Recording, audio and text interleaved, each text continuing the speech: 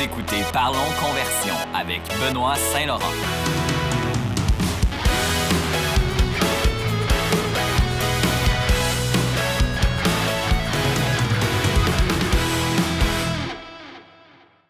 Bienvenue à un nouvel épisode de Parlons Conversion.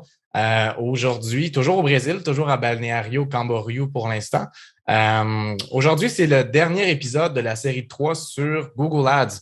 Le premier épisode consistait à parler de Google Search, anciennement AdWords, qui dans le fond met de l'argent sur des mots-clés pour sortir premier ou du moins dans les premiers résultats sur les moteurs de recherche, sur le moteur de recherche Google.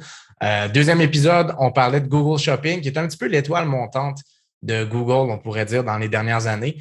En tout cas, moi, je le vois de mon côté définitivement. Bon épisode avec mon ami Jordan à écouter. En fait, les deux sont à écouter, ils sont super bons.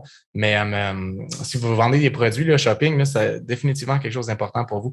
Si vous vendez des services, attendez un petit peu, Google s'en vient avec Google Service. Mais ça, on parle pas de ça aujourd'hui. Aujourd'hui, on s'attaque à Google Display et YouTube Ads. Ça va être ça le sujet de l'épisode aujourd'hui, un placement publicitaire de plus en plus populaire, notamment avec ce qui s'est passé avec iOS 14. Moi, je vois davantage de publicité sur YouTube maintenant. Puis, dans les contenus web marketing aussi, on voit beaucoup d'épisodes des alternatives à Facebook Ads, puis YouTube sort toujours là-dedans. Donc, je me suis dit, pourquoi ne pas en parler aujourd'hui? Quand je parle de Google Display et YouTube Ads, je fais référence aux fameuses publicités bannières sur les sites web, les applications, mais aussi sur YouTube, bien entendu. Fait que c'est sûr que vous avez tous vu une publicité sur ces réseau publicitaire, définitif.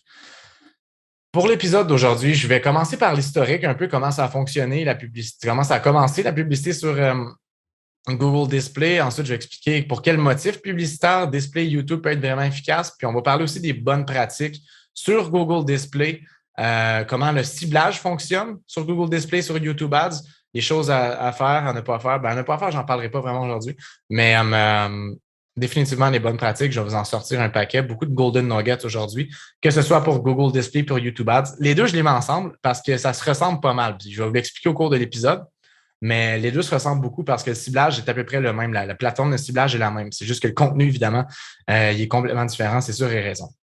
C'est sûr et raison. Je ne sais pas pourquoi je dis ça. OK. Fait que Google Display et YouTube Ads, on peut dire à une certaine mesure que c'est quand même similaire à Facebook Ads pour quelques raisons. Puis c'est pour ça que quand iOS 14 est arrivé puis on a vu les gros changements sur la plateforme Facebook Ads, il y en a beaucoup qui se sont tournés vers cette plateforme-là. Parce que premièrement, le ciblage, c'est-à-dire le targeting, est un petit peu similaire dans le sens où on y va selon des intérêts, selon des profils démographiques, selon ce genre de truc-là. Donc, on parle vraiment de publicité pull ads, ou plutôt push ads, en fait, parce qu'on pousse des publicités à des gens sans qu'il y ait nécessairement demandé d'en voir. Tandis que le contraire à ça, on pourrait dire, c'est par exemple, mettons Google Search, là, les gens ont déjà une intention d'achat, ils vont taper certains mots-clés, puis c'est là que votre publicité va ressortir. Donc, c'est un petit peu des réalités différentes. Parce que la publicité se fait par l'entremise du ciblage, du profilage publicitaire, dans le fond. On utilise aussi des vidéos ou des visuels, tout dépendant de la plateforme que vous utilisez. Donc là, ça se ressemble beaucoup avec Facebook de ce côté-là. Puis aussi, bien sûr, on peut faire du remarketing. Donc, si on regarde ça de big picture, on pourrait dire, ouais, c'est vraiment similaire à Facebook, dans le fond. Mais il y a quand même des petites différences, parce que je peux vous le dire tout de suite, des bonnes différences même. Premièrement, au niveau du targeting, je trouve que c'est beaucoup moins puissant sur Google Display que sur Facebook Ads, même post-iOS 14, je vais vous le dire. Ça, c'est une grosse différence qu'on peut voir. Il y a moins de choix dans le ciblage, ce qui est normal. Puis d'ailleurs, c'est un petit peu pour ça que, tu sais, quand ça s'est passé, l'histoire de iOS 14, ou même lorsque les Sénats américains, là, ils essayaient d'aller en savoir plus là, sur le ciblage publicitaire sur Facebook, on n'en a jamais vraiment parlé de Google parce que Google, ils n'ont jamais été aussi loin que Facebook. J'ai écouté ça dans un podcast dernièrement. Puis, dans le fond, les autres sont restés un petit peu low-key de leur côté. Puis, ils ont moins poussé au niveau du ciblage dans ces genres de publicités-là. Puis, ils pourraient, là, parce que Google détient énormément d'informations sur nous autres aussi, là, c'est sûr et certain. Donc, c'est là que ça se différencie définitivement de Facebook. Le format des publicités aussi est différent parce que les publicités sont vues à différents endroits, pas sur la plateforme, mais sur les sites externes, sur des vidéos YouTube, etc. Donc, on peut définitivement voir une grosse différence de ce côté-là. Ça se différencie quand même pas mal, surtout pour YouTube où dans le fond, tu peux skipper la publicité, etc. Mais remarque que sur Facebook,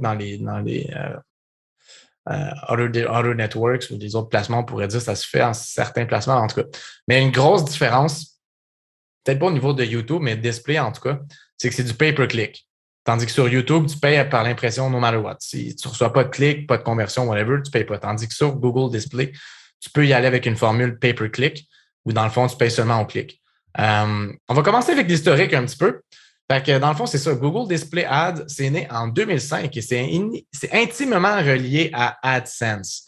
Pour ceux qui ne savent pas c'est quoi AdSense, dans le fond, c'est comme tous les sites, dans le fond, qui laissent à Google la possibilité de faire passer des publicités sur leur site à eux autres, dans le fond, en échange d'un pourcentage sur les revenus publicitaires, ou du moins sur les vues, en fait, sur le trafic, etc. C'est un petit peu comme ça que ça fonctionne. Puis c'est le même aussi sur YouTube. Pensez aux sites avec beaucoup de trafic, là, comme Météo Média, des sites de blog, il y en a un paquet comme ça. Bien, ceux qui utilisent AdSense, dans le fond, lorsque vous voyez des publicités bannières et tout, à ce moment-là, ces personnes-là font une cote, on pourrait dire j'aime pas le mot de cote, mais ils font des revenus en fonction des visites qu'ils ont sur leur site, etc.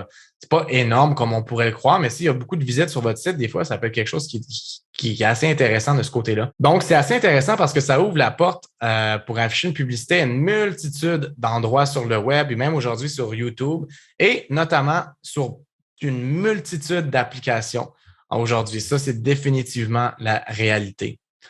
Il y a certains sites que vous allez voir, par contre, il y a des petites choses à noter. Ce n'est pas tout le monde qui utilise Google Display, mais je dirais que la plupart des sites web où on pourrait dire leurs revenus se font en fonction du trafic sur le site, souvent, ils vont utiliser AdSense. Mais AdSense, comme je vous dis, c'est un peu comme un service à part où là, c'est plus un échange entre les créateurs de contenu puis Google ou à Google Display, ben, c'est comme l'autre côté de la médaille, dans le fond, où là, on parle de publicité de gens qui sont prêts à payer pour que leur pub soit vue sur certains sites web, etc. Le ciblage de Google Display puis sur YouTube est le même sur les deux plateformes. Ça, je ne sais pas si je l'ai dit tantôt, là, mais quand même important de s'en rappeler. Donc, si vous faites de la publicité sur Google Display, vous allez être sûrement capable de faire de la publicité sur YouTube. Ça, c'est sûr et certain. À l'exception de YouTube, par contre, où on peut cibler aussi sur certaines vidéos en particulier. Ça, d'ailleurs, c'est vraiment cool. Je vais vous donner dans les bonnes pratiques tantôt dans les Golden Nuggets. C'est une bonne stratégie. Donc, c'est pas mal. La différence, par contre, aussi, avec si vous voulez faire, mettons, entre Google Display et YouTube Ads, c'est que ça, ils utilisent la même plateforme, mais sur YouTube, ça vous prend un compte YouTube pour être capable de faire votre pub. Une fois que vous avez créé votre compte YouTube, là, à ce moment-là, il faut relier votre compte YouTube avec votre compte AdWords. C'est vraiment facile. Puis ça, une fois que c'est fait, vous uploadez, dans le fond, vos vidéos sur la plateforme YouTube pour les utiliser pour de la publicité. Puis c'est comme ça que ça fonctionne, en fait. C'est pas comme en Facebook où vous pouvez uploader une vidéo ici et là. Vous devez uploader votre vidéo pour la pub dans votre chaîne YouTube pour ensuite être capable d'aller chercher l'URL pour l'utiliser pour de la publicité. Fait que ça prend un petit peu plus de temps, peut-être que sur Facebook pour uploader une vidéo, dans le fond, mais c'est quand même assez simple. Votre vidéo n'est pas obligée d'être visible sur votre chaîne YouTube. Vous pouvez la mettre en mode privé puis l'utiliser seulement pour de la pub. Il n'y a pas de problème de ce côté-là. Sinon, vous pouvez même créer une chaîne YouTube juste pour mettre vos publicités. C'est définitivement quelque chose que vous pouvez faire. Je l'ai fait avec beaucoup de clients. Voilà. Donc, comme je le disais aussi tantôt, là, les logiques sont quand même assez similaires à Facebook Ads parce qu'on fait notre ciblage publicitaire en fonction d'intérêts, de données démographiques. Mais là où ça se différencie un petit peu, c'est qu'on peut aussi utiliser des termes de recherche du passé. Parce qu'il ne faut pas oublier que Google possède énormément d'informations sur vous, sur vos sites que vous avez visités, sur vos informations de crédit, sur vos termes de recherche, etc. Donc, il y a cette option-là dans Google Ads qui vous permet, dans le fond, de cibler des personnes en fonction de leurs termes de recherche. Mais là, faites attention parce que ce n'est pas aussi efficace que sur Google Search, par exemple, où là, c'est instantané, on voit votre site web dans le premier résultat, etc. C'est des choses qui prennent du temps. Donc, mettons que vous avez cherché il n'y a pas longtemps pour des sandales, par exemple, peut-être pas à ce temps-ci de l'année, mais, mettons que vous avez cherché sur Internet pour des sandales, puis là, quelques jours après, vous voyez des pubs d'une compagnie de sandales. Ce n'est pas instantané, mais vous l'avez tapé après, puis après ça, vous l'avez vu. Ou bien si vous avez visité un site web de sandales, c'est un petit peu comme ça que ça fonctionne, les keywords, le ciblage par mots-clés sur Google Display. Ce n'est pas aussi instantané que Google Search Term, mais ça marche, ou bien Google Shopping même, c'est vrai. Mais ça marche quand même bien. Puis, c'est un peu la même chose pour les sites web des compétiteurs aussi. Si quelqu'un visite un site web de vos compétiteurs puis que vous choisissez un centre d'intérêt, maintenant, là où ça se différencie vraiment la publicité là, sur Facebook versus Google Ads, c'est vraiment au niveau des disponibilités, on pourrait dire, des intérêts qu'on veut cibler. Il y en a beaucoup moins sur display, comme je vous disais, c'est beaucoup plus large. Donc, c'est un petit peu là où ça se différencie pas mal. Ça ne veut pas dire que c'est mauvais nécessairement, mais vos audiences sont forcément plus grosses. Une autre chose qu'on peut faire aussi, par contre, qui est vraiment cool sur Google Display, c'est qu'on peut cibler en fonction de certains sites web. Par exemple, vous voulez cibler New York Times. Vous voulez que votre pub soit sur ce site-là, c'est possible. Vous créez votre audience en fonction des sites web où vous voulez être affiché. Puis si ces sites web-là ont un partenariat avec Google AdSense, votre publicité va pouvoir être mise de l'avant. Je pense que Météo Média, c'en est un. Je pense qu'il y en a d'autres aussi. Là. Je ne peux pas toutes vous les confirmer, mais il y en a beaucoup. Puis vous pouvez faire une audience juste de ça, une autre audience juste d'intérêt. En tout cas, ça, je vais en reparler tantôt parce que ça fait partie des bonnes pratiques. L'autre chose aussi que vous pouvez faire qui est quand même pas pire, c'est du remarketing. Ça, c'est définitivement important de le faire. Puis, c'est un petit peu avec le même principe qu'avec Facebook où il y a un genre de script sur votre site web qui va viser, dans le fond, les personnes qui ont visité votre site web. Même que post-iOS 14, le targeting est quand même moins puissant sur Google Display que sur Facebook Ads. Ça, je vous dis tout de suite, Facebook Ads reste quand même meilleur de ce côté-là. Par contre, ça peut apporter des résultats intéressants. Comme je vous dis, il y a plusieurs types de campagnes que vous pouvez tester. Puis, je vais vous donner quelques bonnes pratiques au niveau du ciblage qui sont applicables, dans le fond, autant pour Google Display que sur YouTube Ads. Parce que rappelez-vous, le ciblage est le même un peu pour les deux plateformes. Après ça, je vais vous donner, dans le fond, des trucs, des bons trucs pour chacune des plateformes pour que vous puissiez un petit peu vous en sortir. C'est surtout des trucs au niveau du contenu parce que le ciblage à the end of the day est pas mal similaire sur les deux. OK. Donc, Golden Nugget Alert, c'est le temps de porter une attention particulière au podcast. OK. Premièrement, dans Google Display ou même YouTube Ads, les premières audiences que j'aime tester, c'est tester des audiences de mots-clés. Utilisez dans le fond les mots-clés qui ont été tapés. Quand vous créez votre audience, dans le fond, vous allez voir, il y a comme un petit menu, puis ça vous demande OK, quel genre de mots-clés vous voulez utiliser, etc. Tapez-en un paquet qui sont reliés à votre industrie. Par exemple, si vous vendez des souliers, tapez, mettons, les marques de souliers que vous vendez, peut-être avec même buy avant, ou etc. Si vous travaillez, par exemple, dans le crédit, short-term credit, tous les genres de mots-clés qui sont reliés à votre entreprise, même, surtout, les mots-clés de vos compétiteurs. Parce que mettons que vous tapez le mot-clé de nos compétiteurs, comme par exemple Sport Expert, qui a beaucoup de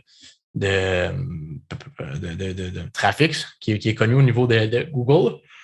Vous allez pouvoir, c'est lundi matin, hein?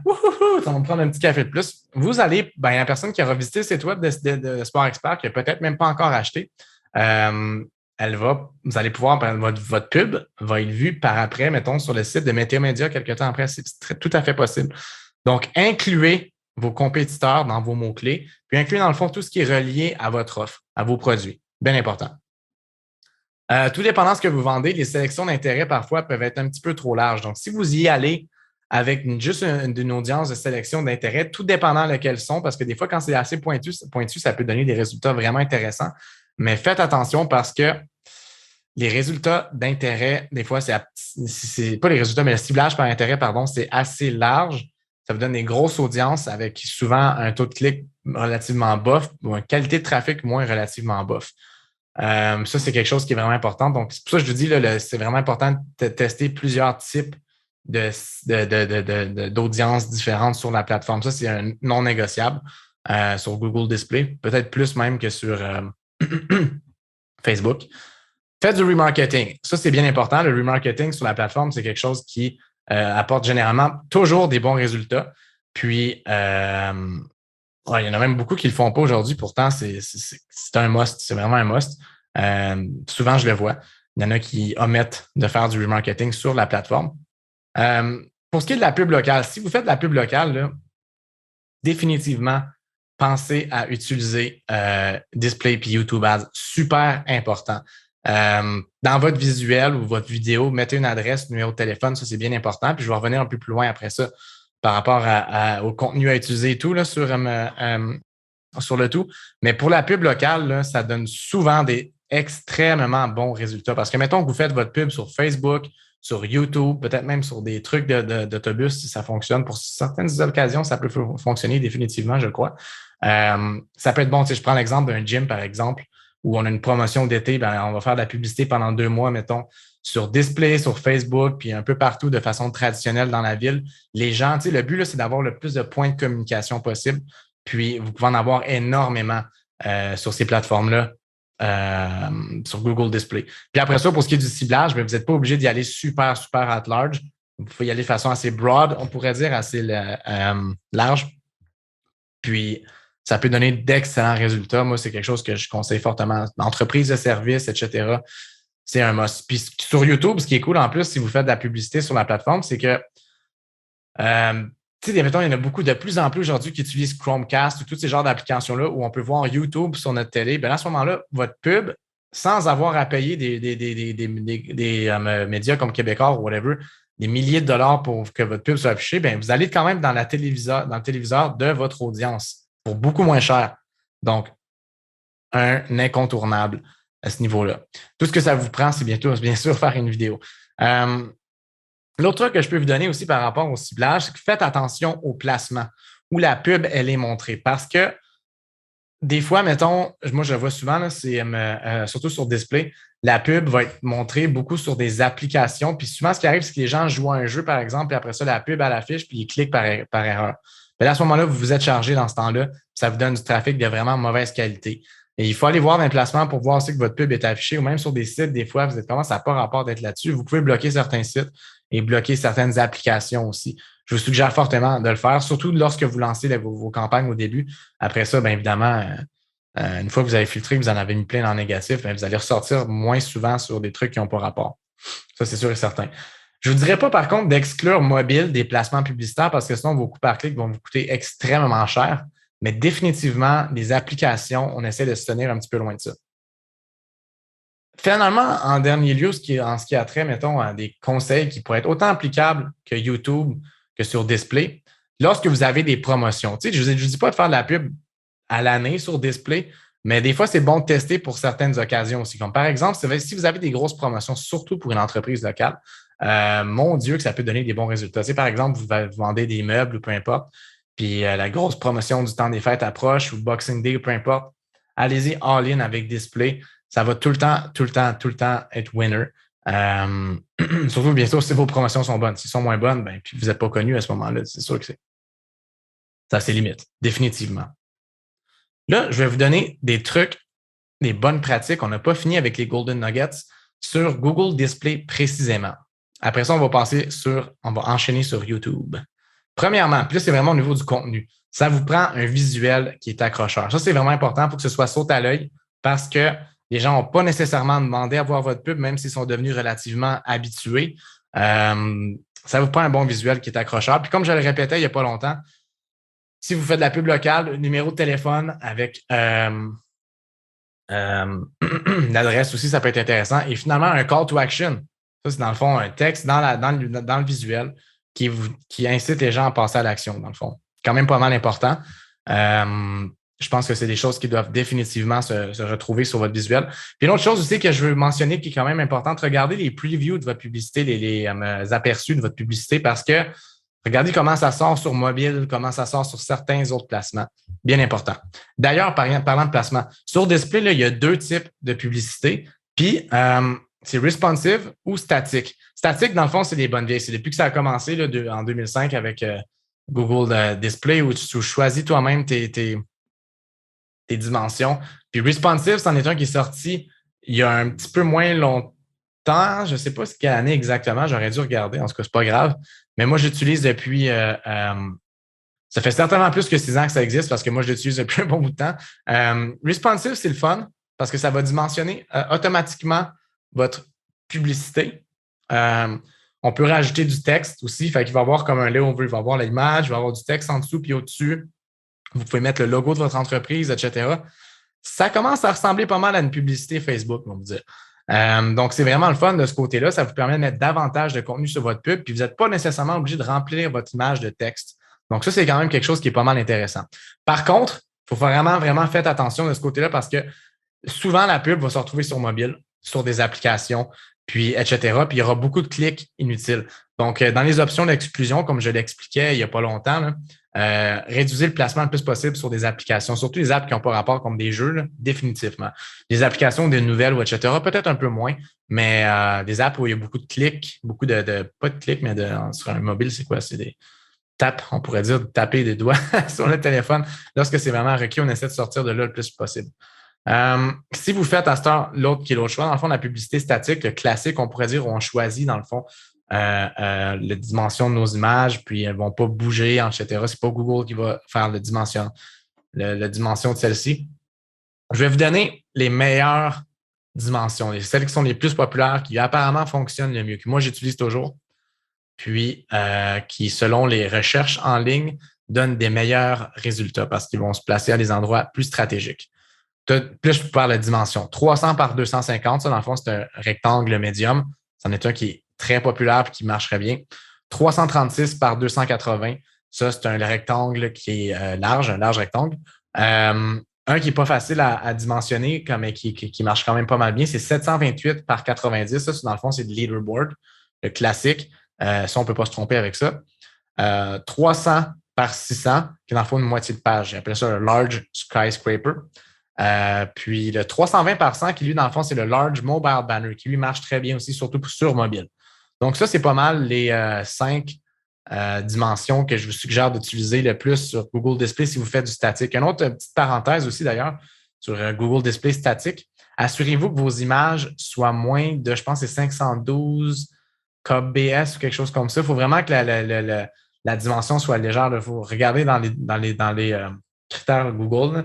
Mais si votre image fait 4 mégabytes, etc., elle ne sera pas prise. Vous allez avoir un message d'erreur de Google. Donc, assurez-vous de ce côté que ce soit une JPEG qui est vraiment légère. Dans tous les cas, utiliser un call to action, c'est vraiment, vraiment, vraiment important. Ça représente pas mal les suggestions que je vous donne sur Google Display. Maintenant, lorsqu'il en vient à YouTube, comme je le répétais, le ciblage est le même que sur Display, fait qu'on va pas passer notre temps là-dessus, on va surtout parler du contenu à utiliser sur YouTube Ads. Là, avant qu'on parte là-dessus, il faut se rappeler d'une chose, c'est que sur YouTube, la réalité est différente parce que les gens, souvent, ils vont voir la plateforme, mettons, ils vont utiliser YouTube. Savez-vous en passant que c'est le 2e plus gros moteur de recherche au monde? Le premier, c'est Google. Fait que dans le fond, c'est comme le même un peu, mais en tout cas, YouTube est de plus en plus utilisé pour avoir des réponses à certains trucs. Puis c'est vrai, même moi, je l'utilise. La vidéo, c'est important. Même moi, je l'utilise davantage aujourd'hui. Mettons que je veux savoir quelque chose, comment faire un truc, mettons, plutôt que d'aller lire un article, là, c'est plus long, on va regarder la vidéo. Puis ça, c'est de plus en plus populaire. Ça ne m'étonnerait pas que dans les prochaines années, YouTube dépasse Google en termes de moteur de recherche, mais même si YouTube appartient à Google, mais en tout cas. Donc, si on prend cette réalité-là en considération, les gens ne vont pas juste l'utiliser en passant pour des recherches. Là, beaucoup vont être utilisés pour la musique, ça c'est sûr et certain. Mais dans tous les cas, on l'utilise pour aller voir une vidéo quelconque qui nous intéresse. Si on se rappelle de cette réalité-là, préparez votre publicité en fonction de tout ça. Donc, premièrement, si vous le savez, là, on peut skipper la publicité. Je pense que c'est après 5 secondes, tout dépendant du type de placement que vous faites. Les choses qui sont certaines, les 3 secondes sont les plus importantes de votre vidéo. Ça, là, non négociable. Le principal du message doit être communiqué dans les 3 premières secondes. C'est vraiment important parce que si vous regardez vos statistiques de publicité, la plupart des gens, si vous choisissez bien sûr le type de publicité où les gens peuvent skipper la pub, la plupart des gens, c'est ça qu'ils vont faire. Donc, vous voulez quelque chose de vraiment accrocheur. C'est correct qu'il y avait beaucoup de personnes qui skippent la publicité puis qui passent à autre chose. La réalité est que sur Facebook, c'est un peu la même chose. Vous êtes toujours à un pouce de faire oublier, puis les gens vont rarement regarder la vidéo au complet, à moins que ça les interpelle vraiment. Donc, sur YouTube Ads, c'est un petit peu le même truc aussi. C'est ça, dans le fond. C'est les 3 premières secondes qui sont vraiment importantes. Il faut que l'essentiel du message soit communiqué dans ces 3 premières secondes-là. Il faut captiver le plus possible l'attention de l'auditeur. Puis, espérons-le, ça va amener un clic et ensuite une conversion, tout dépendant de votre audience que vous ciblez ou etc. C'est sûr et certain.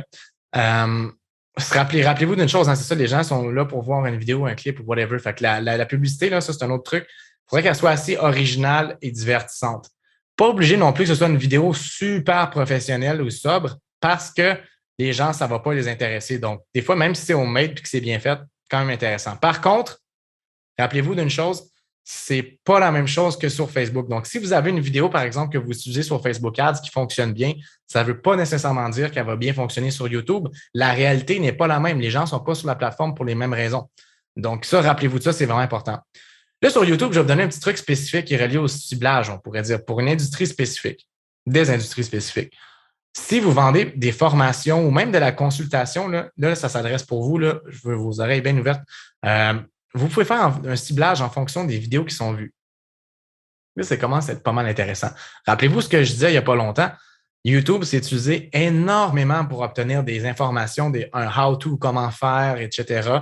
Donc, si, par exemple, vous vendez des formations, comment faire de la vidéo ou de la photo, mais allez trouver toutes les vidéos avec le plus de vues possible qui sont reliées, dans le fond, à votre industrie. Par exemple, un review d'une caméra, comment faire X trucs sur un logiciel X, blablabla. Allez chercher toutes ces URL de vidéos-là, puis faites une audience avec ça.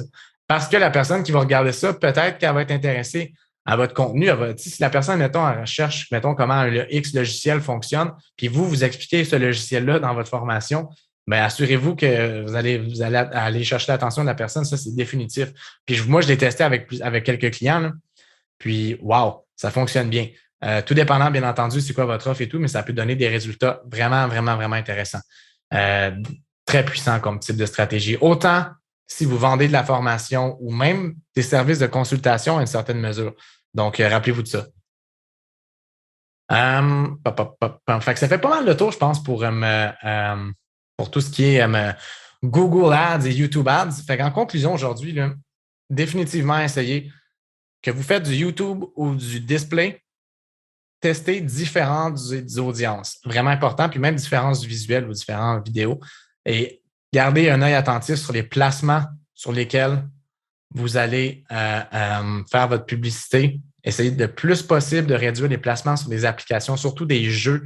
Ça demande aux gens de taper sur leur téléphone. Puis là, à ce moment-là, c'est considéré comme un clic sur le tout. Puis vous allez voir, là, des fois, c'est ça qui va vous donner les coûts par clic les moins chers, mais le trafic le moins pertinent possible.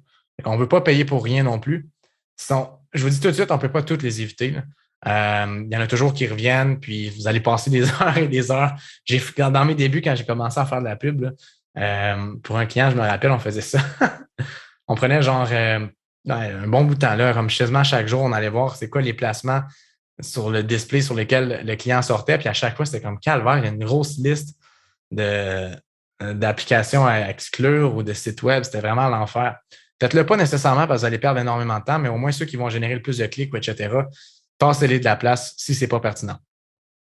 Le remarketing, super, super important. Faites-le sur la plateforme, c'est non négociable. Puis vous n'avez pas besoin d'un gros budget pour du remarketing. N'oubliez pas que c'est des personnes qui ont visité votre site web ou liste de courriel. Je pense que en fait, la liste de courriel, vous pouvez l'utiliser pour un auditoire similaire qui n'est pas autant sur la coche que sur Facebook, qui s'appelle le lookalike. Faut que j'en parlerai même pas. Mais remarketing, vraiment important. Beaucoup ne le font pas, pourtant super pertinent. Puis sinon, c'est ça. En dernier lieu, si vous avez une industrie locale, si vous, par exemple, du médico-esthétique, service de vétérinaire, vous vendez des meubles, etc., Display donne des résultats vraiment intéressants. Ou même un gym, super bon, je l'ai testé avec quelques clients dans le temps. Puis Display était un de nos chevals de bataille définitifs à utiliser. C'est lui qui nous a amené le coût par clic le moins cher possible. Beaucoup de trafic sur les sites web, puis les gens s'inscrivaient après ça pour aller au gym. Donc, super efficace pour la pub locale, mais ça ne peut pas être votre stratégie principale non plus. Moi, je fais référence à des clients qui avaient une stratégie marketing 360. Ils faisaient un petit peu de pub télé, ils faisaient de la pub à radio aussi. Puis sur Display, ben là, ça venait d'apporter un edge de plus. Donc, avant que je perde ma voix aujourd'hui puis que je puisse plus parler du reste de la journée, je pense qu'on va arrêter l'émission-là. De toute façon, je pense que j'ai pas mal fait le tour de tout. Là-dessus, je vais vous souhaiter une bonne semaine. Je vous souhaite un bon lancement de campagne Display. Puis, je pense qu'au prochain épisode, je vais probablement à Florianopolis, qui est dans le fond une ville à 1 heure et quelques d'où j'habite ici à Balneario. Je suis là pour 2 semaines, dans le fond. Fait que je vais sûrement enregistrer des épisodes sur place là-bas, peut-être dans un coworking, peut-être dans l'appartement où je serai, je ne sais pas, ça va dépendre. Mais peu important. On y va, on ne lâche pas, puis on essaie de convertir le plus possible. Bonne journée tout le monde.